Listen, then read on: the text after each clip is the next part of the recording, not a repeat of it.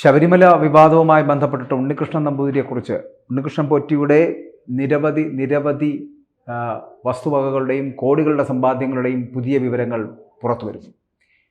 ഇത് നമ്മളൊരു സ്വർണ്ണപ്പാളി വിവാദവുമായി ബന്ധപ്പെട്ടിട്ട് ഏകദേശം ഒരു 500 ഗ്രാം സ്വർണത്തിൻ്റെയോ 2 കിലോ സ്വർണത്തിൻ്റെയോ മാത്രം കണക്കല്ല. അതിലൊതുങ്ങുന്നതുമല്ല ഉണ്ണികൃഷ്ണൻ പോറ്റി. കാരണം ഈ ഉണ്ണികൃഷ്ണൻ പോറ്റിക്ക് വ്യവസായികളുമായിട്ട് അതുപോലെ തന്നെ ഈ ധനാഢ്യരായിട്ടുള്ള ആളുകളുമായിട്ടുള്ള വലിയ ബന്ധം അതുണ്ടാക്കിയെടുത്തതിന് ശേഷം അവരെ ഈ ക്ഷേത്രത്തിലേക്ക് ശബരിമലയിലേക്ക് ക്ഷണിക്കുകയും അവിടെ എത്തിക്കഴിഞ്ഞ ശേഷം അവരിൽ നിന്ന് പരിചയം പുതുക്കുകയും ക്ഷേത്രത്തിൽ മുൻനിരയിൽ നിർത്തി അവരെ ദർശനം നൽകുന്നതിനുള്ള എല്ലാ ക്രമീകരണങ്ങളും ഒരുക്കി കൊടുക്കുകയും ചെയ്യുന്ന പ്രക്രിയയായിരുന്നു ആദ്യകാലങ്ങളിൽ ഈ ഉണ്ണികൃഷ്ണൻ പോറ്റി ചെയ്തിരുന്നത്. അതിനുശേഷമാണ് ഉണ്ണികൃഷ്ണൻ പോറ്റി ഇവരുടെ ഇടയിലേക്ക് അത് 2019 എത്തുമ്പോഴത്തേനും ഈ സ്വർണ്ണപ്പാളികൾ എന്ന് പറഞ്ഞ കട്ടളപ്പാളികളും ഒപ്പം തന്നെ ദ്വാരപാലക ശില്പപാളികളും ഒക്കെ ചുമന്ന് ഇതുപോലുള്ള ധനാഢ്യന്മാരുടെ വീടുകളിലേക്ക് എത്തിക്കുകയും അവരിൽ നിന്ന് ലക്ഷക്കണക്കിന് രൂപ അടിച്ചു മാറ്റുകയും ചെയ്തു.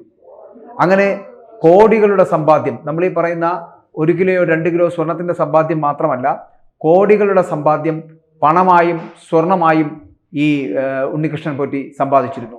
കൂടാതെ ഏകദേശം 25 കോടിയിലധികം വരുന്ന വസ്തുവകകൾ അത് പലയിടങ്ങളിലായി വാങ്ങിക്കൂട്ടുകയും ചെയ്തിരുന്നു.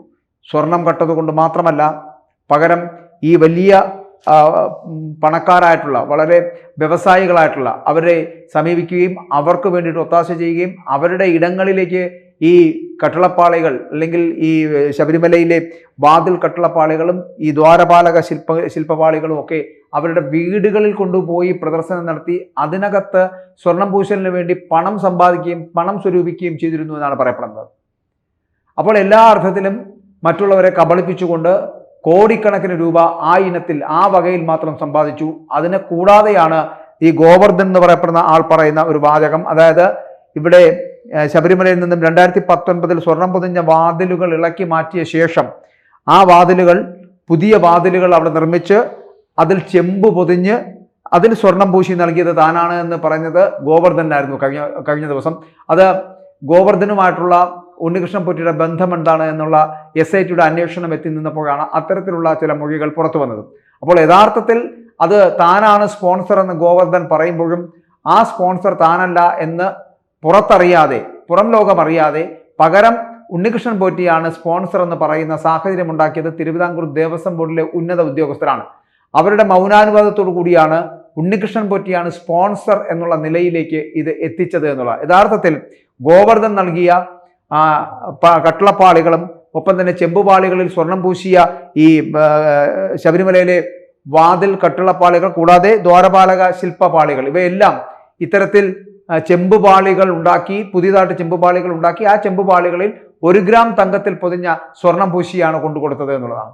അങ്ങനെ അതാണ് അതിൻ്റെ യഥാർത്ഥ സ്പോൺസർ എന്ന് പറയപ്പെടുന്നത് ഈ ഗോവർദ്ധനാണ്. പക്ഷെ പകരം റെക്കോർഡ്സിൽ വരുന്നത് ഉണ്ണികൃഷ്ണൻ പോറ്റിയാണ് അവിടുത്തെ സ്പോൺസർ എന്നുള്ളത്. അപ്പോൾ ഇതിന് പിന്നിൽ പ്രവർത്തിച്ചത് തിരുവിതാംകൂർ ദേവസ്വം ബോർഡിലെ ഉന്നതർക്കുള്ള ബന്ധമാണ് എന്നുള്ളതാണ്.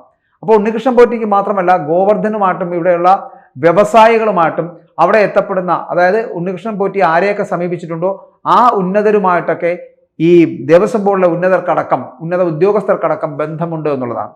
നമ്മൾ ഈ ഉണ്ണികൃഷ്ണൻ പോറ്റിയെക്കുറിച്ച് പറയുമ്പോൾ ഈ പണവും സ്വർണവും കട്ടെടുക്കുന്നതും വാങ്ങിക്കൂട്ടുന്നതും വസ്തുവകകൾ വാങ്ങിക്കൂട്ടുന്നതുമായിട്ടുള്ള ഒരു പോറ്റിയെ അല്ലെങ്കിൽ ഉണ്ണികൃഷ്ണനെയാണ് നമുക്ക് കാണാൻ കഴിഞ്ഞത്. പക്ഷേ ഈ പോറ്റിക്ക് ഒരു പിന്നാമ്പുറ കഥകളുണ്ട്.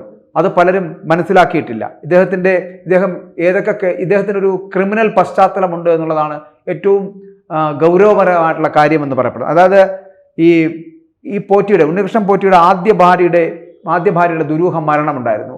ആ ദുരൂഹ മരണത്തിൽ പ്രത്യേക അന്വേഷണ സംഘം ഇപ്പോഴും പരിശോധന തുടരുന്ന ഒരു സാഹചര്യമാണ്. അപ്പോൾ എങ്ങനെയാണ് ആ ആദ്യ ഭാര്യ മരണപ്പെട്ടത്? അത് കൊലപാതകമായിരുന്നു.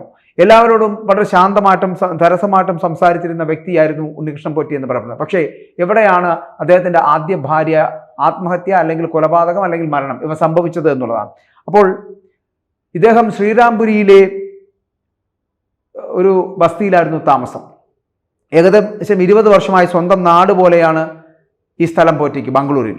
അപ്പോൾ ആദ്യ ഭാര്യയുടെ അസ്വാഭാവിക മരണത്തെ തുടർന്നാണ് താമസിക്കുന്ന വീടിന് എതിർഭാഗത്തായിട്ട് കാണുന്ന കോത്താരി മാൻഷൻ അപ്പാർട്ട്മെന്റിലെ ഫ്ളാറ്റിലേക്ക് 2004 ഉണ്ണികൃഷ്ണൻ പോറ്റി താമസം മാറുന്നത് എന്നുള്ളതാണ്.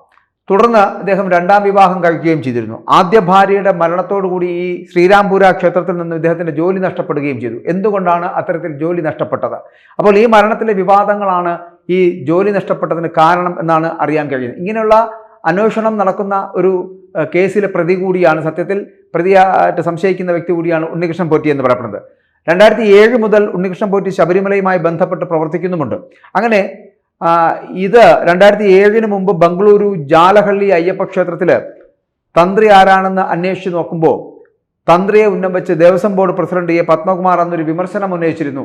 ആ തന്ത്രി എന്ന് പറയപ്പെടുന്നതും അല്ലെങ്കിൽ അവിടെ അന്ന് പൂജ നടത്തിയിരുന്നത് ഉണ്ണികൃഷ്ണൻ പോറ്റി എന്നാണ് പറയപ്പെടുന്നത്. തിരുവനന്തപുരം കാരേറ്റ് സ്വദേശിയായിട്ടുള്ള ഉണ്ണികൃഷ്ണൻ പോറ്റിയുടെ ജീവിത സാഹചര്യങ്ങൾ മാറി മറിയുന്നത് എവിടെ നിന്നാണ് എന്നുള്ളതാണ്.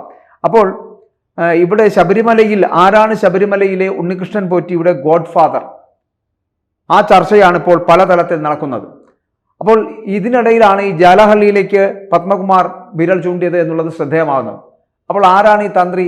ആ തന്ത്രിയെ ആരാണ് കുടുക്കാൻ ശ്രമിക്കുന്നത് എന്നതൊക്കെ ഇതിന് പിന്നിൽ ചിലർക്ക് സംശയങ്ങൾ ഉണ്ടാക്കുന്ന തരത്തിൽ പത്മകുമാർ അടക്കം, അതായത് പഴയ നമ്മുടെ 2019 ഈ തിരുവിതാംകൂർ ദേവസ്വം ബോർഡിന്റെ പ്രസിഡന്റായിരുന്നല്ലോ അദ്ദേഹം. അപ്പോൾ ഇതിനകത്ത് ഈ ക്ഷേത്രത്തിനകത്ത് അല്ലെങ്കിൽ ദേവസ്വം ബോർഡിനകത്ത് അദ്ദേഹത്തിനൊരു ഗോഡ് ഫാദർ ഉണ്ട് എന്നുള്ള കാര്യത്തിൽ സംശയമില്ല. ആ ഗോഡ് ഫാദറിലേക്കാണ് ഇനി എത്തപ്പെടേണ്ടത്. ഒപ്പം തന്നെ ജലഹള്ളി ഈ അയ്യപ്പ ക്ഷേത്രത്തിലെ കണ്ഠരര് രാജീവരാണ്.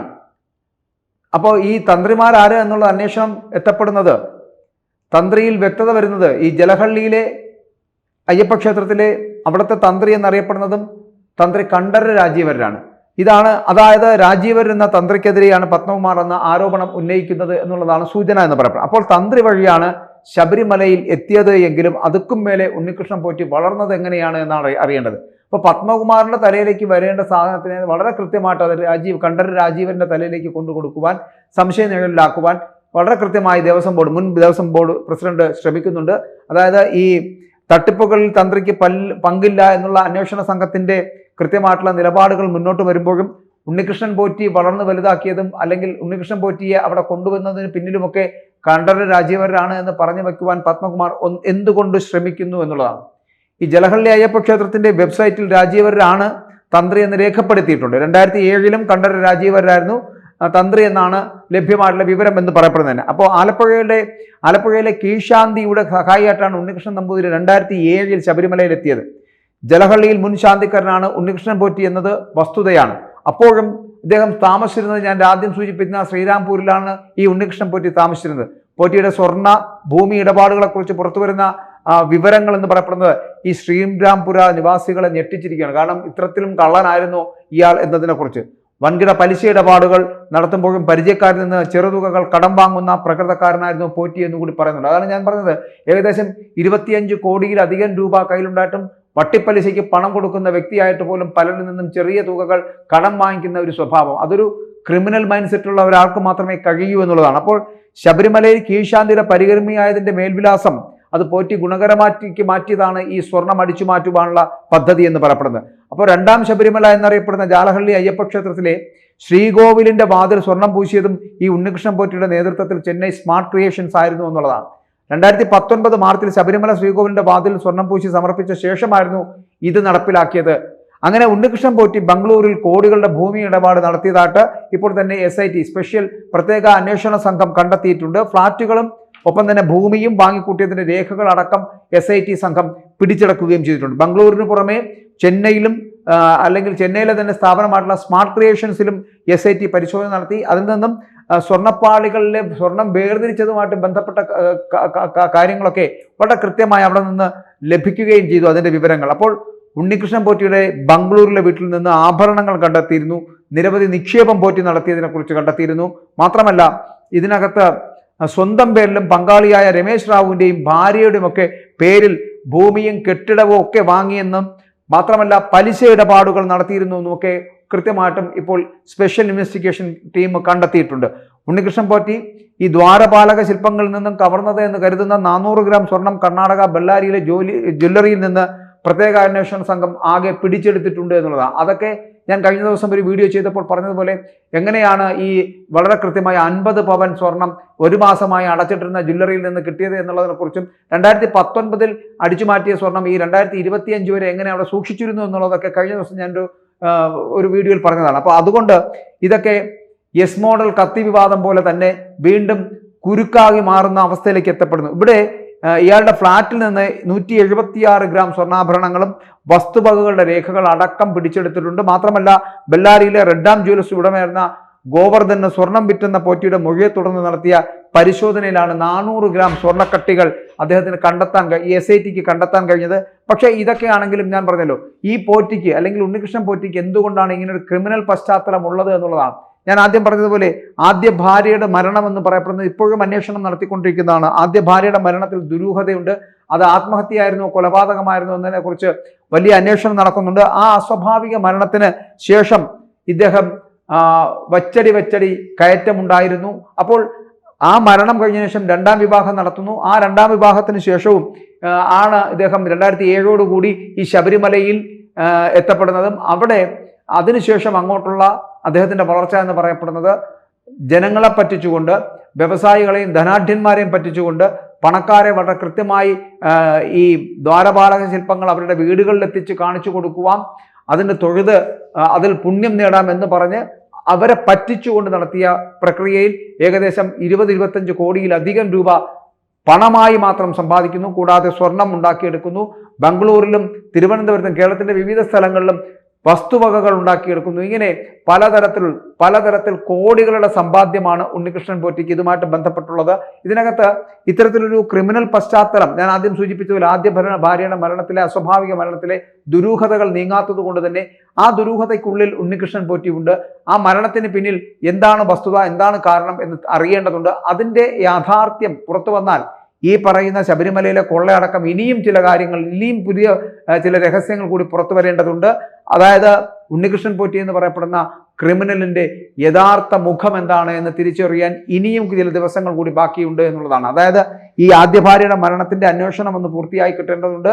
ഒപ്പം ഈ SITയുടെ സ്പെഷ്യൽ ഇൻവെസ്റ്റിഗേഷൻ ടീമിന്റെ അന്വേഷണം കൂടി പൂർത്തിയാകുന്നതുകൂടി ഇതിനകത്തെ ഇദ്ദേഹത്തിന്റെ അതായത് ഉണ്ണികൃഷ്ണൻ പോറ്റിയുടെ യഥാർത്ഥ ജീവിത സാഹചര്യം എന്തായിരുന്നു, യഥാർത്ഥത്തിൽ ഇയാൾ എങ്ങനെയാണ് ഈ മോഷണത്തിലേക്ക് അല്ലെങ്കിൽ ഈ കൊള്ള നടത്തുന്നതിലേക്ക് എത്തപ്പെട്ടത് എന്ന് തിരിച്ചറിയാൻ കഴിയും.